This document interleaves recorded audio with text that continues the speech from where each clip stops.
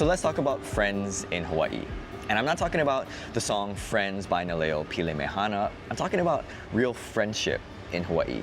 How most people make friends here and why it can be hard and challenging sometimes to find friends in Hawaii later in life.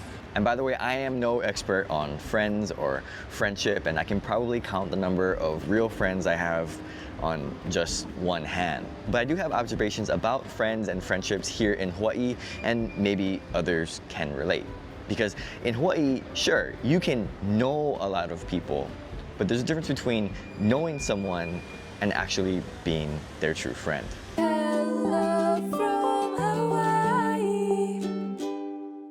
Now, typically in Hawaii, how most people make friends is through school. And this makes sense, right? You're seeing the same kids over and over and over again, and you kind of all grow up together. And friendship at this age is pretty nice because collectively, everyone is friends with everyone. I remember back in 6th grade, I was pretty much friends with everybody in my class. I mean, no beef and no one likes scrap. But as you move up through middle school and high school here, I think the friends group starts to change. Now that everyone's going off to different classes, I think you tend to be friends with people in your same classes. And so for me, it was the honors classes and AP classes, and those are the people that I tended to be friends with. And once you graduate high school and you enter college, I think you tend to keep mostly the same friends, especially if you end up staying here.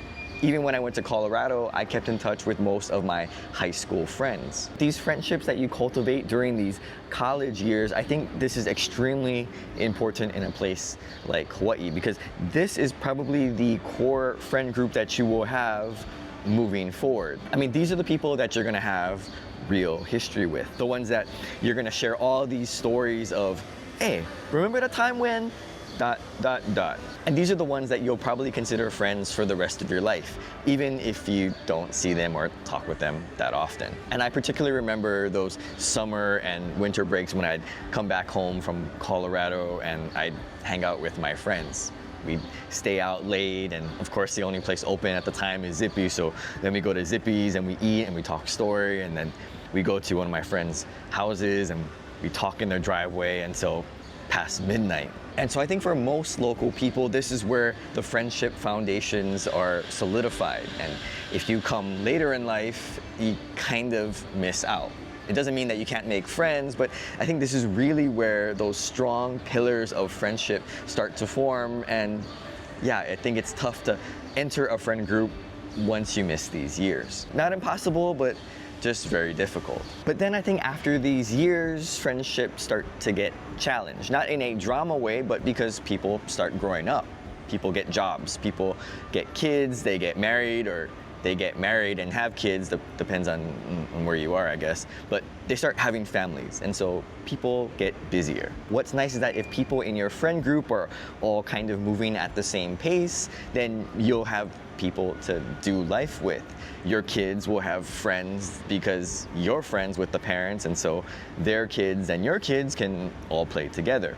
But if you're not moving at the same pace, then I think it can be a little bit challenging. I mean, when your friends like go out, drink, or play darts, you gotta think whether it's something that you have time for. I mean, sure, you could go and do that occasionally, but you kind of go every weekend like you used to. I mean, at least if you want to spend time with your kids, right? And then I think this also changes again once your kids start entering elementary school, because they start picking their own friends, and by extension, you as the parent become friends with your kids' friends' parents. Now, while this may splinter some friendships, I think it also provides an opportunity for people to make friends with people who are outside of their normal social circles. And that's sort of where we're at right now. My son's about to enter school and he's gonna start to make friends there. And by extension, we're gonna start to get to know some of the other kids and their parents. And I hope that we get to know them and become friends. Now, that's all well and good if you have kids, but if you don't have kids, I think it can be a challenge. I know a lot of people ask, where do I make friends here if I just moved? And now, assuming you have no family here, my biggest advice would be to get involved in some kind of activities. It could be community groups or hiking groups or organizations like a church or just nonprofits to just get out there and to meet other people on a regular basis. But I do think it's very difficult for people who aren't from Hawaii to become friends with people who are locals later in their life. Doesn't mean that locals aren't friendly, definitely very, very friendly people, but you don't have that history. You don't have all those things that you went through. And because friendships take time and you get busier as you get older, it would take a lot of effort, I think, for someone who's not from here to be real close and to be real good friends with someone who grew up here. Not impossible, but just very challenging. In fact, what I've observed is that most people who aren't from here, who move to Hawaii, end up becoming really close friends with other people from other parts of the world or the country who have moved to Hawaii.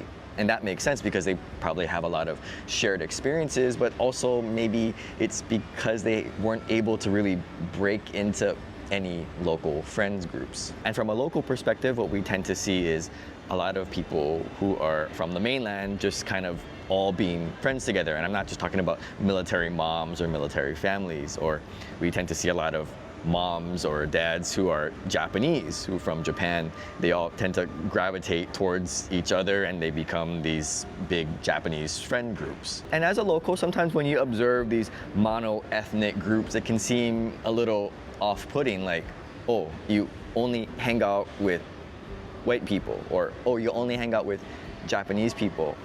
But actually, I've observed something very similar to local friend groups. So let's sort of unpack that a little bit. Now, maybe it's just me, but I've noticed that people in Hawaii tend to be friends with people that look like them. So you got a lot of Asian people being friends with Asian people, and white being friends with white, or Pacific Islander, or Filipino, or across the board. You kind of just tend to see friends who look the same.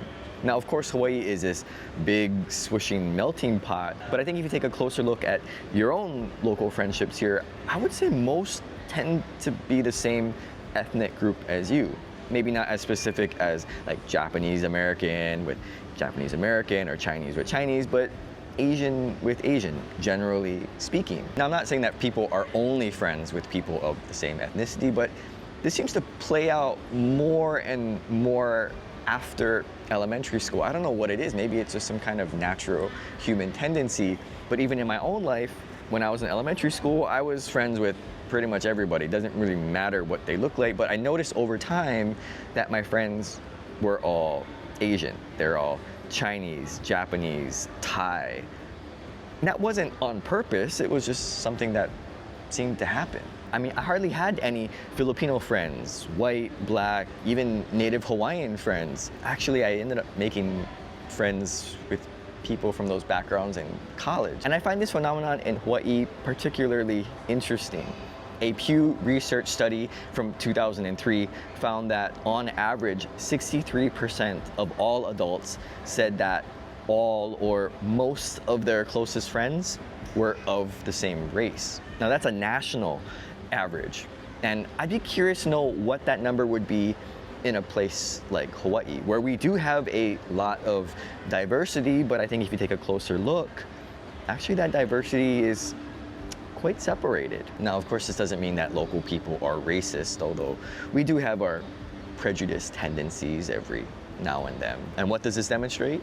Well, that we're human and that we have a natural tendency to gravitate towards people who are like us. So next time you come out to a place like the mall, or maybe the food court, or even the beach, take a look around and see who is hanging out with who is talking story with who, and let me know what you find. Now, having two young boys, we've made our way to our share of playgrounds. And when we get there, it's very interesting sort of mini culture of the local playground. And what's so great about these playgrounds is that they're sort of like a great equalizer, right? It doesn't matter about ethnicity, it doesn't matter about socioeconomic factors or demographics. It's just a bunch of kids that want to have fun. And if you watch closely, the kids just play with anyone, as long as they're nice. It's actually the parents who are somewhat grouped off into these different groups, but if you watch long enough, what you'll notice is that over time, as the kids start mixing with each other, the parents also start to mix with each other. I've had a lot of conversations at the playground with other parents who different ethnicity, and their kid just happens to be playing with my kid or next to my kid, and we just start talking story. Now, we're not going to become best buddies, but I will say that for our family, we actually met several people randomly at the playground who later became really close friends. Some weren't from Hawaii, some were from Hawaii, but it's just strange how you meet these people and it's in the setting of a playground. But as I've gotten older here in Hawaii, I've noticed that friendship takes a lot of work. And we all tired, we all busy, we all no more time. And sometimes we think we can supplement our relationships with parasocial relationships or distractions on our phone. But the reality is we need friendships. We need friends in life. And this is something that I need to work on because I'm busy. I got work, I got kids, I have this YouTube channel. It's a lot to balance, it's a lot to schedule, and to try to be intentional about friendship, it just seems like one of the least important things I can think about. But the reality is that it's one of the most important things, because anytime I have the opportunity to catch up with someone or just hang out outside of the home, yeah, it takes a lot of effort to get there, but every time afterwards I feel great. I feel good about myself, and I think to myself, why don't I do this more? And then the realities of life settle in. I'm like, oh yeah, because I'm busy. So let me know what you think in the comments below. Thanks for watching, and aloha.